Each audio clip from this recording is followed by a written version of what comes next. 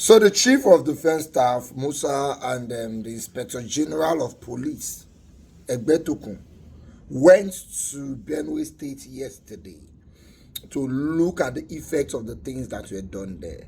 But I was shocked at the things they were saying in their own statement. I don't know where they are seeing it from, but where I am seeing it from is quite different. Now, the police is trying to say that they tried to, Let me show you this video first. Watch this.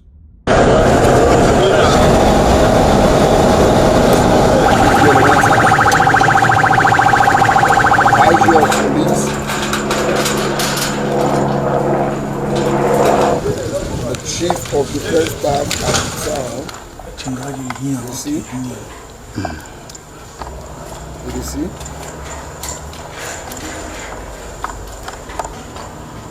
You see people with a bomb. People slaughtered there, others burnt to ashes. That was exactly what happened.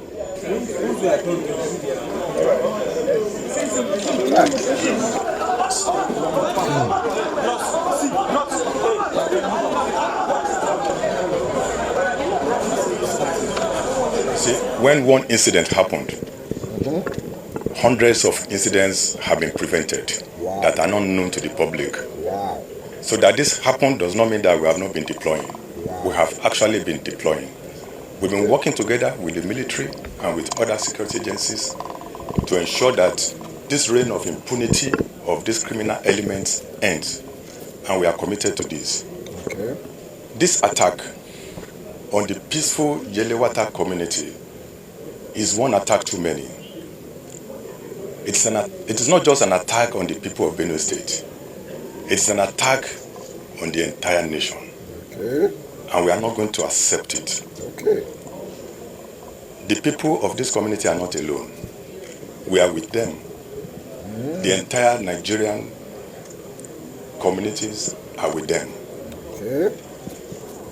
A day will come when these bandits will come to operate as they used to, and they will never return. That day is drawing nearer. I can assure you that we are committed to fight this battle and win this war. My appeal to the community is to cooperate with us. They know their environment more than anyone else. They should give us information. They know the strangers. They can recognize strange movements. They can see the signs that warns that there is an impending danger. So they should give you They should please give information to us. Okay. And I want to assure them that any information given to our commanders on ground will be treated with utmost confidentiality. Now, so to come here and see the communities, to also commiserate with His Excellency, the Governor of Benue State, and the good people of Benue State. Like the IGP mentioned, this is one too many lanes. We are tired of innocent souls being killed, and we're here to ensure that we address such. From now, I'll be going to see my commanders, and we have to change our strategy. We're going to look inward and see how we can address it. But like we mentioned, we cannot do it alone without the community, without the state. We need everybody to be part of it.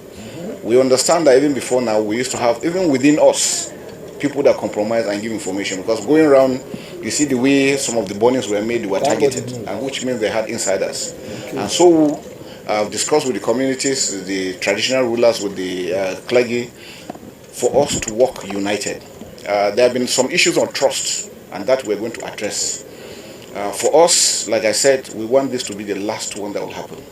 We're going to go all out to ensure that we address it. We are putting measures in other places and it has worked. Here is not going to be different. Okay. I want to assure Nigerians that not only Benue State, all over the country, we are determined, based on the mandate of Mr. President, to ensure that we restore peace and tranquility within our country. But we need Nigerians to support us. We must work together as a team. We've also had the information that sometimes some of these people come across borders. Wherever it is they're coming from, we're going to go after them and take them. So we must take the battle to them, not waiting for them to attack.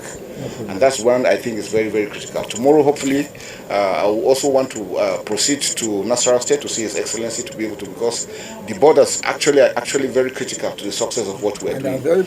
For the youths, please don't give up. This is our country. We can never, ever give our country up for anything. And this madness must stop and it will end.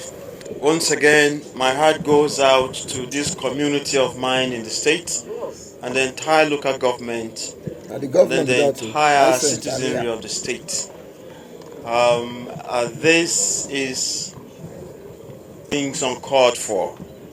Whatever thing it is, it's quite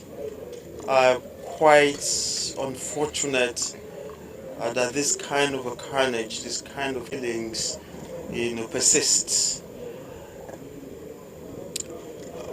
The presence of the Chief of Staff, Chief of Defense Staff, and the IGP mean quite much to me, and definitely the people as well. This man just annoying me. The moment they heard of this, they called from Abuja same day, and they had condoled with us. The president himself is quite touched. Again, the presence of the two here this afternoon, it's quite reassuring to our people. As the community elders and the traditional rulers were giving a positive nod for their very prompt response, I know we remain very hopeful that this kind of a devastating occurrence would not happen, not only within the local government but around the state. This is well. We've gained their own assurances of the support. Already, we now have an increased presence of different teams and squads. That is going to create a huge difference. They've been to the sites, we've all been there, we've seen where the people will carry out these things. Each human it is. Each person is touched. It remains our prayer and resolve that this kind of a touchdown never happens any place. Let me explain something to you guys. 200 people, 9 they died for that attack. Even Israel, where they at war. Even Israel, where missiles they knock every day, never lose 200 people. In one night, we lost 200 people. And then the IGP is telling us that when we see one like that, there are 100 others. Wow! So we have about 100 of this happening in this country. Okay. How did our security get bad enough that 100 of this is happening in this country? 100 of something like this. What about the ones that are successful we not hear about?